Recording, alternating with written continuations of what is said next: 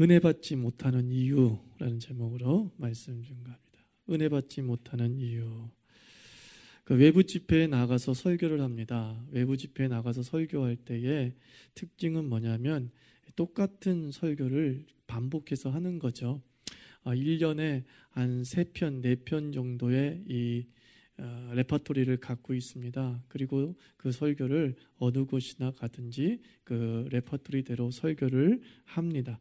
같은 설교를 계속 반복적으로 하는데 그 같은 설교에 대한 반응이 사실은 천차만별이에요. 똑같은 설교이고 똑같은 마음으로 준비했고 그리고 반복되었기 때문에 더 뒤에 갈수록 더 잘할 수밖에 없고 더 매끈할 수밖에 없지 않습니까? 그런데 그 같은 설교에 대해서 참 다양한 반응을 제가 현장에서 느끼게 됩니다. 똑같은 설교인데 어떤 교회에서는 뜨겁게 받아들이기도 하고 어떤 교회에서는 뭔가 깨닫는 것 같고 어떤 교회에서는 설교를 평가하는 느낌이 들고 또 어떤 교회는 진짜 냉담하게 정말 설교 죽었구나라고 느낄 정도의 반응을 보일 때도 있습니다.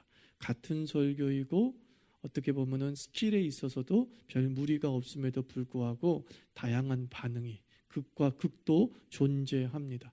사실 이것이 목사만 겪는 일이 아니라 예수님도 겪으신 일이었습니다. 예수님께서 30세에 공생애를 시작하시고 난 다음에 이제 오랜만에 고향으로 돌아오셨습니다. 부모님이 살고 있는 형제들이 살고 있는 고향으로 돌아오셨습니다. 그런데 그 고향에서 우리 예수님께서 배척받았다라고 오늘 본문에서 말씀하고 있습니다. 비극적인 말로 끝맺습니다. 5절 말씀 보면 거기서는 아무 권능도 행하실 수 없어 다만 소수의 병인에게 안수하여 고치실 뿐이었다라고 말씀하고 있습니다. 나사렛에서는 더 이상 하나님께서 기적을 행하시지 않습니다. 나사렛에서는 예수님께서 은혜를 중단하십니다. 기적을 중단하십니다. 말씀을 중단하십니다. 그래서 그 이후에 예수님께서 다시 나사렛에 가서서 이 강박한 놈들 입에 더 뜨겁게 준비했으니까 한번 엎어져봐 라고 하면서 다시 그곳에서 말씀 전하시고 기적을 행하지 않으셨다라고 말하고 있습니다. 우리의 삶에 이 나사렛과 같은 현실이 존재하지 않습니까? 나사렛이라는 이 지역이 내 영혼일 수 있고 내 신앙일 수 있고 우리 집일 수 있고 우리 교회일 수 있습니다. 기적이 연속이 되어져야 되는데 왜 그 예수님께서 전하셨음에도 불구하고 예수님의 말씀이 받아들여지지도 않을 뿐만 아니라 예수님의 기적이 통하지도 않고 심지어 예수님께서 너한텐 더 이상 기적 같은 거 주지 않겠어 라고 단호하게 자르셨는지 우리를 돌아봤으면 좋겠습니다. 기적이 중단될 수도 있구나. 은혜가 결핍될 수도 있구나. 이것을 우리가 알아야 됩니다. 은혜가 나는 은혜를 되게 사모하는데 은혜가 없어 라고 하는 것이 아니라 어찌 보면 내 자신의 문제로 말미암아 은혜가 중단되고 은혜를 못 느끼며 살 수 있음을 오늘 나사렛 지역의 사람들이 우리에게 보여주는 말씀입니다. 무엇이 이들로 하여금 은혜를 중단하게 만들고 하나님으로 하여금 내가 다시는 이곳에 기적을 베풀지 않겠다라고 독한 마음을 품게 만드셨을까? 우리가 은혜가 계속되어지고 은혜가 풍성해지기 위해서는 첫째 우린 이렇게 해야 됩니다. 얼마나 잘하나 보자라는 8장을 풀어야 됩니다. 은혜가 중단되는 사람들의 특징은 바로 얼마나 잘하나 보자 하면서 8장을 끼고 있다는 겁니다. 나사렛 사람들은 예수님이 자기 동네 출신이기 때문에 예수에 대해서 잘 알고 있었습니다. 그리고 예수님이 공생애를 시작하시면서 갈릴리와 예루살렘 인근 유다 지역에서 복음을 전하시면서 그분이 얼마나 대단하신 분이신지 익히 소문을 들어 알았을 것입니다. 야, 이번에 우리 동네에 예수가 온다며, 요셉의 아들 예수가 온다며, 이 회당에서 이번에 복음 전한데, 말씀 전한데 얼마나 잘하는지 한번 보러 가자. 바리새인의 가르침보다 더 그렇게 인사이트가 있대. 얼마나 잘하나 보러 가자. 순전히 호기심, 정확히 말하면 평가하려고 갔을 가능성이 굉장히 높습니다. 2절 말씀 보면 안식일이 되어 회당에서 가르치시니 많은 사람이 듣고 놀라우되 이 사람이 어디서 이런 것을 얻었느냐? 이 사람의 받은 지혜와 그 손으로 이루어지는 이런 권능이 어찌 됨이뇨? 라고 하고 있습니다. 감탄은 해요. 놀랍다, 놀랍다. 근데 그 놀라움이 뭐예요? 이 평가가 뒤따라오는 놀라움이죠. 이 사람이 어찌 됨이냐? 이 사람 수준에는 이런 말씀을 전할 수 없는데, 이거죠. 내가 판단하기에, 내가 평가하기에 이 사람의, 이 예수는 이런 말씀을 전할 수 있는 수준의 사람이 아니라고 내가 보는데 라고 하면서 고개만 의아해하는 거죠. 끄덕일 뿐이죠. 우리가 우리 자신들을 돌아보면서 가끔 우리가 예배를 드리면서 평가를 하고 있지 않는가, 또는 예배를 드리러 갈 때 평가하는 마음으로 가지 않는가 생각해 봤으면 참 좋겠습니다. 정말 하나님을 만난다라고 하는 마음으로 찬양하고 기도하고 설교를 듣고 있는지, 아니면 찬양을 들을 때도 왜 음정 박자가 틀려, 왜 저런 사람이 성가대원이 됐어, 나도 모르게 그 성가대의 수준을 평가하고 있고 그 기도의 내용을 평가하고 있고 그 설교를 평가하고 있지는 않습니까? 그게 바로 나사렛 사람의 모습일 수 있습니다. 또 하나는 무엇입니까? 우리가 막 은혜를 끼쳐봐 그런 거, 발장을 끼고 있으면서 은혜를 끼쳐봐, 나를 감동시키면 정말 설교 잘하는 거다, 나 같은 사람이 여기서 무너지면 정말 이 예배는 성령이 충만한 것이다 라고 하면서 우리가 은혜의 수동태로 있을 때가 얼마나 많습니까? 은혜를 끼쳐봐 라고 하는 것이지 은혜를 찾아보는 노력이 없는 거죠. 은혜를 퍼가려고 하는 두레박을 내리지 않고 입을 떡 벌리고서 가마나 떨어뜨려 주셔, 가마나 떨어뜨려 주셔. 이 은혜의 수동적 자세, 이 은혜의 수동태, 그것이 바로 우리로 하여금 그 은혜를 걸음망으로 걸르게 하는 것입니다. 내 마음 자체가 걸음망이 되어져서 모든 하나님의 은혜를 다 걸러버리는 거예요. 그리고 엑기스는 다 건더기는 다 걸리고 그냥 국물 하나 뚝뚝뚝뚝 떨어지는 것, 그거 하나 맛보면서 짭조름하네, 이 정도만 평가하고 있지 않는가. 오늘 나사렛 사람들은 우리에게 도전하고 있는 것이죠. 또 하나는 무엇이냐면 이 8장을 꼈다는 얘기는 말씀에 대한 자기 해석이 미리 잡혀 있다, 이렇게 할 수도 있습니다. 우리가 많은 설교에 노출되어 있지 않습니까? 이 20세기, 21세기를 사는 크리스찬들은 이 테이프가 보급되기 시작하면서, 기독교 방송국이 보급되기 시작하면서 많은 설교에 노출되었습니다. 또한 한국 교인들만큼 많은 설교를 듣는 자들도 없어요. 그냥 예배가 계속 있어요. 주중에 예배 있고 새벽 예배 있고 엄청나게 많아요. 그때마다 서로 다른 설교를 10번 이상씩 듣게 됩니다. 많은 설교에 노출되죠. 마가복음 1장 1절을 설교하기로 주보에 나와 있습니다. 그러면 우리는 설교 듣기 전에 미리 예측 가능하지 않겠습니까? 이거 익히 1장 1절 잘 알고 있는 말씀인데 내가 수없이 들었는데 뭐 이렇게 나가겠지. 맞아, 들어가면 8장을 더욱 견고하게 끼면서 뭐 쾌재를 부르기도 하죠. 그렇지. 맞춘 것에 기뻐가지고 막 미소를 짓습니다.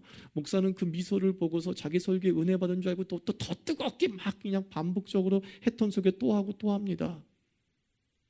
또 어떤 경우에는 예측과 다르게 설교하면서 당황스럽게 전혀 다른 설교를 할 수도 있죠. 근데 또 그때 우리의 자세는 어떻습니까? 준비 좀 했군, 또 이거예요.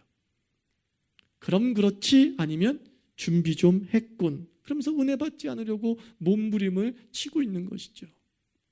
저는 우리 자유교회 교인들 한 사람 한 사람에게 이 영적 팔짱을 좀 풀었으면 좋겠습니다. 하나님 앞에 섰을 때에 이 예배의 상태가 어떤가 내가 평가하려고 하지 말고, 이 예배의 수준이 어떠한가 내가 가늠하려고 하지 말고, 내가 하나님 앞에 섰다예요. 이게 얼마나 중요합니까? 내가 익히 알고 있는 사람 앞에 섰다. 이로 인해서 나사렛 사람이 더 이상의 은혜가 진행되지 않았던 것처럼, 우리가 예배당에 왔을 때 함께 예배 드릴 때에 우리는 과연 신전의식을 갖고 있냐는 거예요. 내가 하나님 앞에 섰다. 내가 하나님 앞에 섰다. 내가 하나님께 찬양 드린다. 내가 하나님께 기도한다. 내가 하나님의 말씀을 듣는다. 이런 신전의식이 계속되어질 때 우리의 은혜는 지속이 될 줄 믿습니다. 우리의 은혜는 중단되는 것이 아니라 하나님께서 야 여기는 뭐예요? 은혜 끼칠 맛이 나. 이런 느낌이 있지 않습니까? 여기는 은혜 끼칠 맛이 나. 이 자유교인들에게 내가 은혜를 줄 맛이 나. 얼마나 더 많이 주시려고. 넌 더 가져야 돼. 라고 하는 마음을 우리 인간적으로 한번 유추해서 해석을 해봅니다. 우리 한 사람 한 사람 팔짱 끼고 듣지 맙시다. 평가하는 마음으로 듣지 맙시다.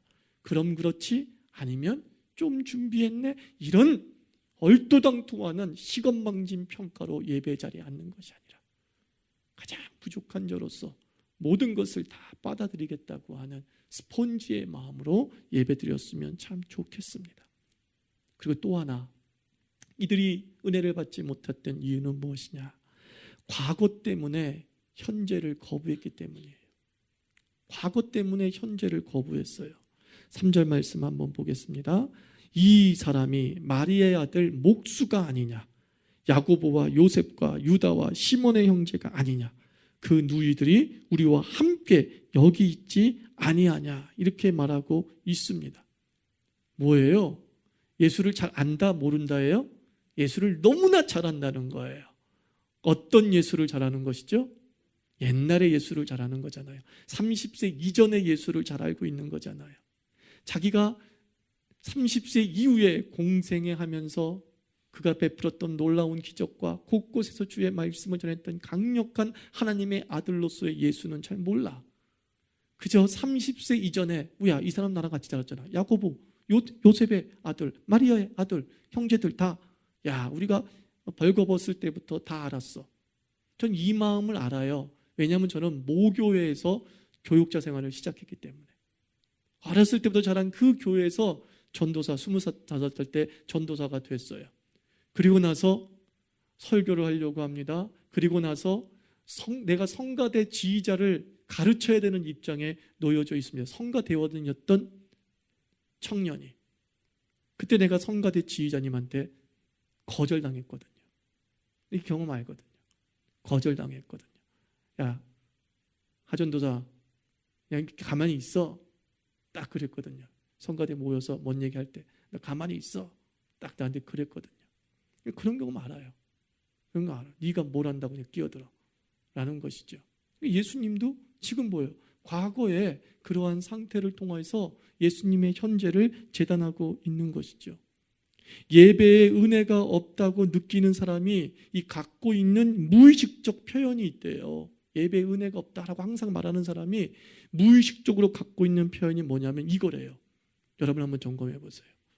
우리 교회는 쭉 그랬어 이러는 거예요. 이 말을 자주 쓴대요.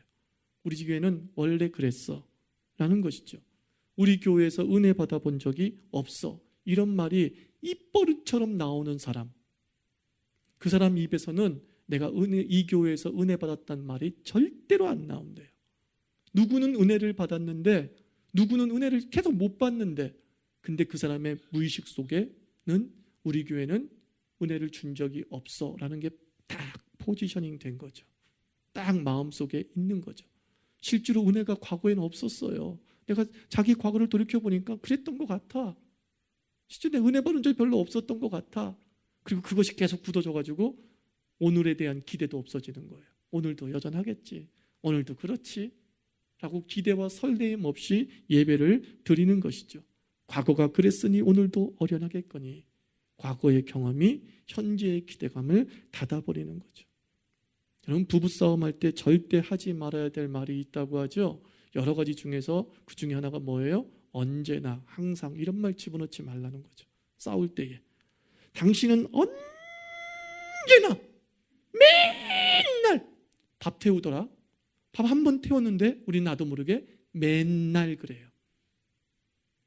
딱 한 번 양말을 갖다가 마음대로 벗어가지고 아무데나 놔뒀는데 당신은 언제나 이 모양이야. 이렇게 얘기해요.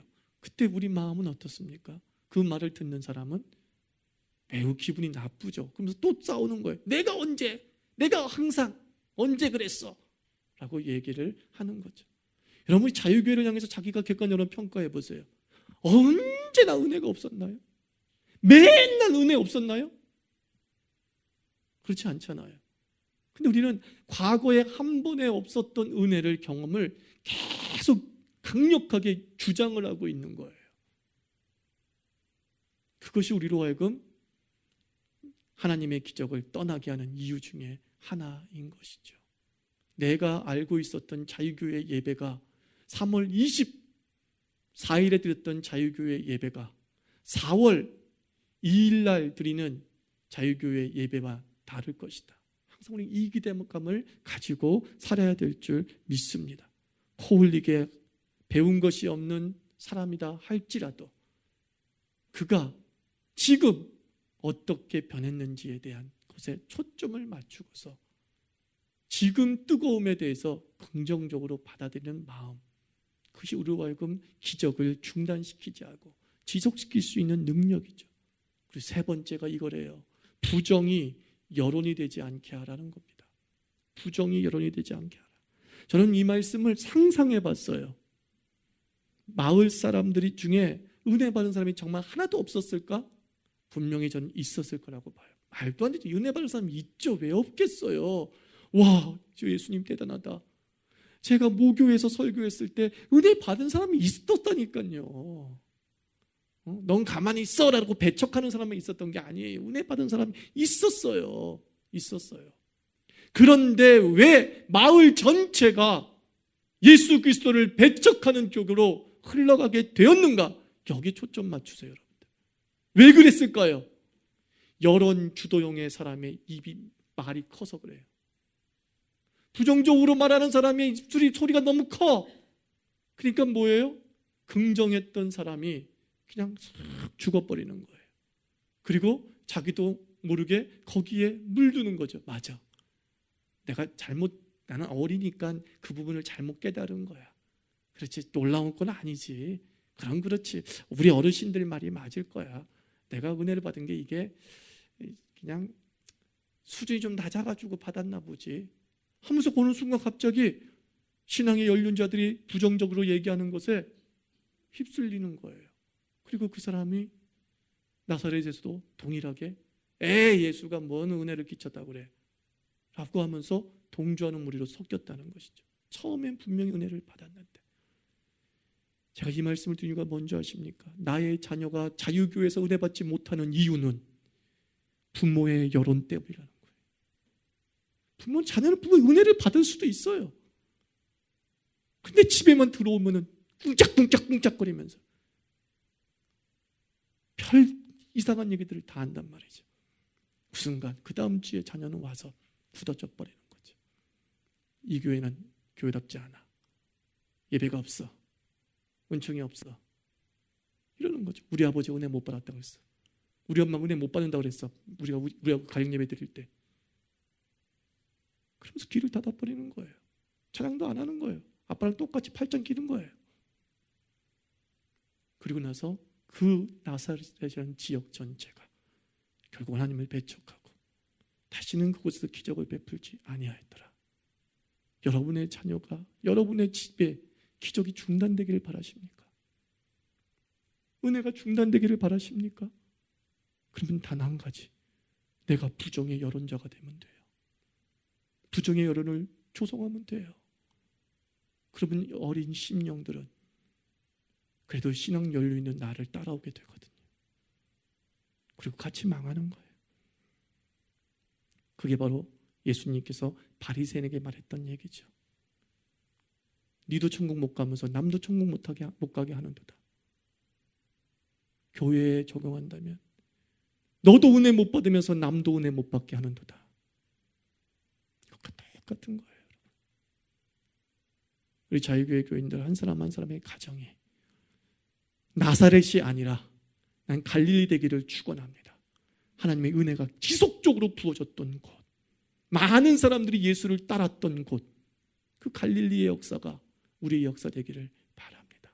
그래서 어떠한 작은 하나님의 역사에도 마치 세상이 뒤집어질 역사처럼 반응함으로 말미암아서 은혜에 줄만한 교회 되기를 우리 꿈꿉시다. 은혜 줄 맛이 난다.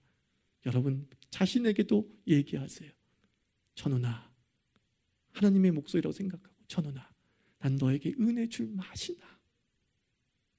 이런 교회, 이런 가정, 이런 개인 신앙을 만들어가기를 주의 이름으로 축원합니다.